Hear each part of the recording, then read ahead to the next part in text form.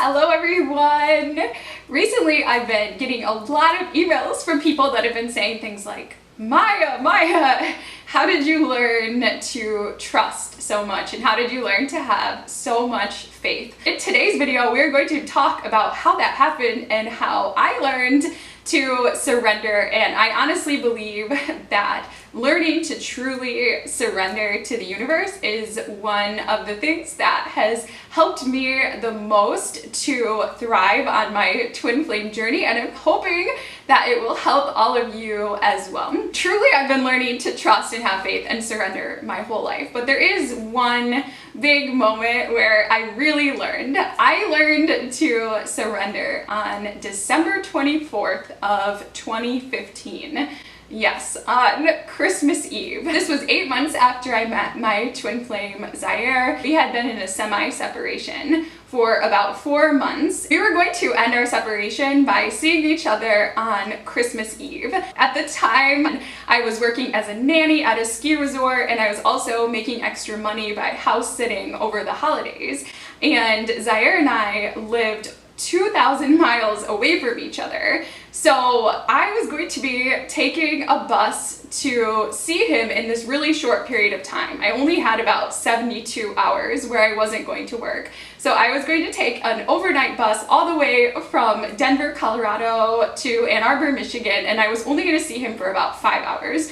But still, as you guys can imagine, I was super excited after not seeing him for such a long time. I guess I knew that my plan was a little tight from the beginning, but when I went to the bus station that first night and the bus never came, I started to get a terrible sinking feeling. But at the time, I hadn't yet learned to surrender. So I said, you know what? I'm gonna find a way to see him no matter what. Maybe this bus was canceled, but that's fine. I am going to get a flight instead. I purchased a flight that was going to leave the next day. And with that flight, I would have only had less than 12 hours in Michigan to actually see him and see my family for the holidays. But still, I thought it was a good idea. I also booked a shuttle to the airport. And the next day, I went to the shuttle pickup spot and the shuttle never came. I thought, oh my gosh, okay, something's gone wrong with this shuttle. So I booked another shuttle and that shuttle never came. And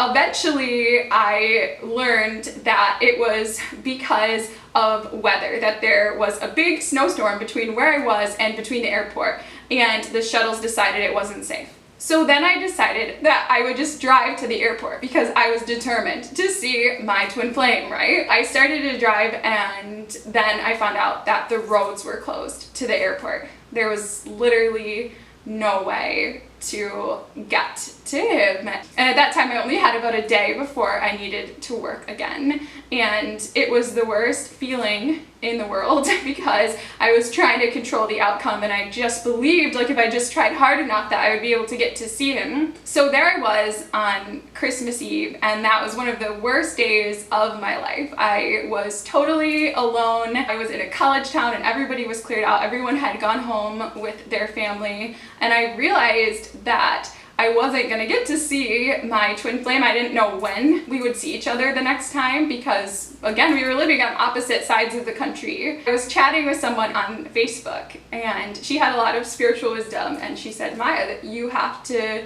just surrender. There is nothing that you can do at this time. You have to just let go. I was not very good at letting go, and I was not very good at surrendering. That night, for the first time in a long time, I remember lighting a candle and I said, okay, I surrender. Please take over from here and please help me to trust more.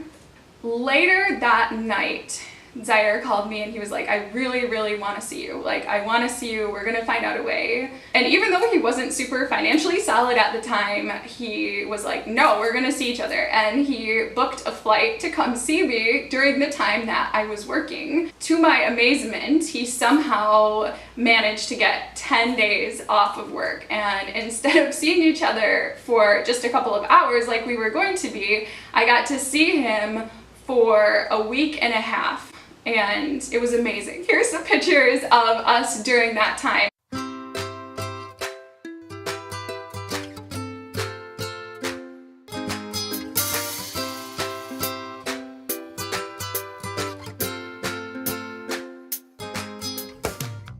when I realized that Spirit's plan for my life was better than my own plans, and that when I just released control, then I made space for more amazing things to happen. And the amazing things didn't stop there. A couple days into our visit, I actually got a message from the Divine Masculine member of a Twin Flame set that some of you may know. And he said, Maya, I want to talk to you on the phone right now.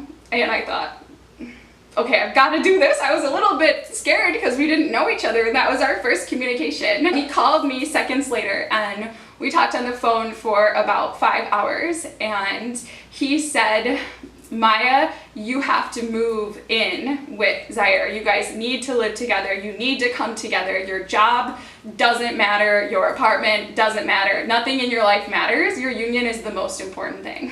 On top of that, he also said, Maya, you are a psychic, and that is the work that you're going to be doing from here forward. To the person that gave me that message, you know who you are. If you are watching this, thank you so, so much, because that conversation changed my life forever. At the end of that call, I didn't know how it was going to happen, but I decided, yes, I'm going to move in with Zaire. We're going to come together right now. And I had no idea how it was going to happen. I didn't believe that I would be able to make it as a psychic, right? Like, I had never done a formal psychic reading at that point ever. How was I going to become a professional psychic? How was I going to run my own business? There was a lot that was up in the air at that point in time. And in the week that followed, I managed to get a subleaser for my apartment. And that was the case even though we weren't allowed to have subleasers. Like, they actually made an exception for me, and she bought like all my furniture, and everything that was left over I was able to sell immediately on Craigslist. It was amazing. And I was even able to get out of my apartment immediately because I was going to be house sitting, and Zaire and I got to stay in this gorgeous and beautiful house together, which was incredible. I thought I was going to be there alone just watching cats, but in the end we were together, and it was so, so fantastic. A month later, I moved in with him, and we were living together, and oh, I'm getting chills again. We've been together ever since.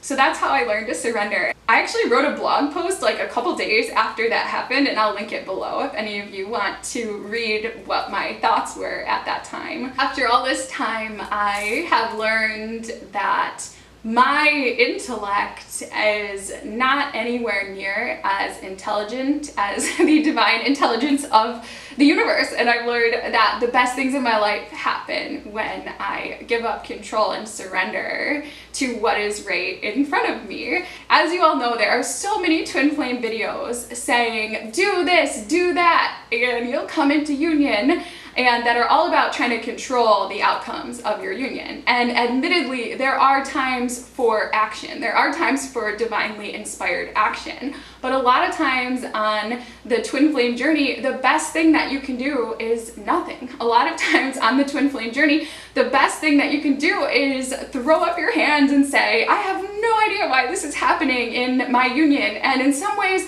I don't like what's happening in my union, but I am going to trust, and I am going to accept that what is happening for a reason that is so far beyond the intellect of my mind. And as soon as we accept things, then there is space for those things to shift and transform in miraculous ways. It's so important for you all to understand that nothing, absolutely nothing in our lives happens by accident. Whatever situation you find yourself in your union, you need to understand that it is happening for a reason, and it is not our job to figure out that reason. It is our job to step back and to choose to get the most out of whatever experience we find ourselves in at the moment, and to choose to learn the lesson that is right there in front of us, and to choose to learn one of the best lessons that we can learn on this journey, which is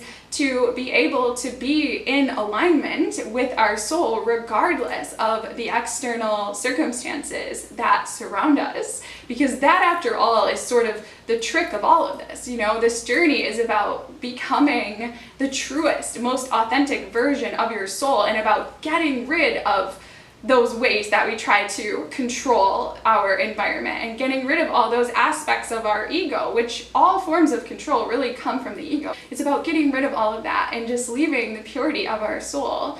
And when things don't go our way, or things don't seem to be going our way, it is always 100% of the time because there is a higher plan that is at work. And when we choose to appreciate and have gratitude for that higher plan, then amazing things happen. When we fight against what is, when we fight against what is all around us, it pulls us out of alignment. And you know you're out of alignment when you're fighting against your current circumstances because you feel really, really bad. And the thing is that when we're out of alignment with our soul expression, then we are no longer a vibrational match for our soul. And when we're no longer a vibrational match for our soul, then we're no longer a vibrational match for our union. As a result, every time that we're in that grip of trying to control what happens, we are really pushing our union further and further away. Surrender is about opening to the magic that is all around us. The next time that you find yourself wanting to control external outcomes in your union, try focusing on the internal outcomes instead. For example, if you really want your twin flame to call you or send you a message, it's going to be best if you don't sit and pray or try to manifest your twin flame calling you. Don't say, "Dear angels, please make my twin flame call me today," or "Dear angels, please make my twin flame message me today," because that's your ego attempting to control external outcomes. Instead, ask for what you really want. Instead, focus on manifesting feelings. What you really want is to feel loved and appreciated and connected. So instead, ask the angels, "Angels, today, please help me to feel surrounded by love. Please help me to feel a divine connection with those whom my path crosses today. Please help me to know that I am loved and appreciated. And please help me to understand that those people who are present in my life right now are those with whom I'm meant to journey and learn." Oh, every single time I ask the angels to help me feel a certain way, within a couple minutes afterwards, I feel that way. Our spirit guides, our angels, the universe, God wants us to feel good and feel in alignment. And our greatest work as a soul is to achieve that feeling regardless of the external outcomes that are surrounding us. And if you're able to do this, if you master surrender, your twin flame journey is going to be so much more pleasant, and you're going to magnetize to you so much more of what will nourish your soul. If any of you feel like you would like a little bit of extra support in learning to surrender and open to the magic of the universe, I recommend a book called Divine Openings by Lola Jones. I literally found this book a couple of years ago, and I read it, and it was another thing that helped me so much to learn to trust and have faith, and I think it will help you all too. That's it. I hope you guys have enjoyed this video today. If you have enjoyed it, please feel free to stop by any Tuesday or Friday for other similar videos. Thank you so much for being here, and many blessings to all of you as you journey on your paths.